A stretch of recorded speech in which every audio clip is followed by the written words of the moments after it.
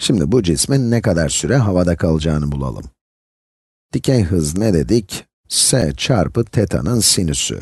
Dikey hız eşittir s çarpı teta'nın sinüsü. Peki ne kadar süre havada kalacak? Size bir cismin saniyede 10 metre yükseldiği ve bu arada yerçekiminde cismi saniye karede 10 metre ivmeyle çektiği, yani aşağı doğru çektiği veriliyor. Peki bu cisim ne kadar sürede başlangıç noktasına döner? Şimdi burada bir cisim saniyede 10 metre hızla yükseliyor olsun. Yerçekimde cismi saniye karede 10 metre yavaşlatıyor. Yani cisim yükseldiği sürece onu saniye karede 10 metre yavaşlatacak. Cismin hızının saniyede 10 metreden 0 metreye düşmesi tam 1 saniye sürecek.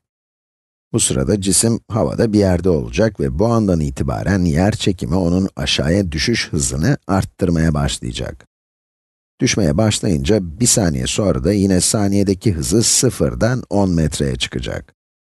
Yani bu örnek için cismin havada kalma süresi eşittir cismin yükselme hızı, yani saniyede 10 metre bölü yerçekimi ivmesi ve tabii cisim yükselmeye başladıktan sonra ne kadar süre yükselmeye devam ediyorsa, havada durduğu andan itibaren başlangıç noktasına dönmesi de o kadar zaman alır, değil mi? Bu yüzden bu işlemi 2 ile çarpacağız. Cisim saniyede 20 metre yükseliyor olsaydı ve yerçekimde tabiatıyla onu hala saniye karede 10 metre aşağı çekseydi, o halde cisim 2 saniye sonra en yüksek seviyeye ulaşırdı ve tekrar başlangıç noktasına dönmesi de 2 saniye daha sürerdi.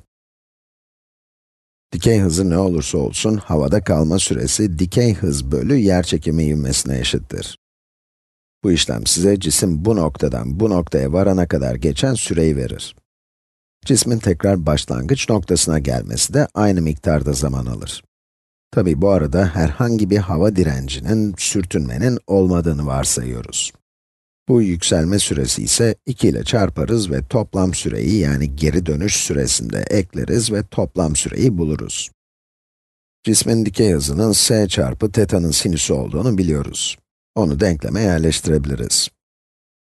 Havada kalma süresi eşittir 2 çarpı s çarpı teta'nın sinüsü, bu arada buradaki 2 şu arkadaki 2, bölü yerçekimi ivmesi.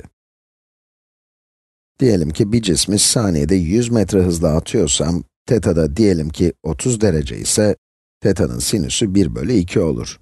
Yani işlemimiz o zaman ne olacak? 2 çarpı 100 çarpı 1 bölü 2 bölü yerçekimi ivmesi. Bu işlemin sonucu bize cismin havada kalma süresini verecek. Bu da cismin havaya yükselişi ve tekrar yere düşüş süresi demektir. Hepsi bu kadar.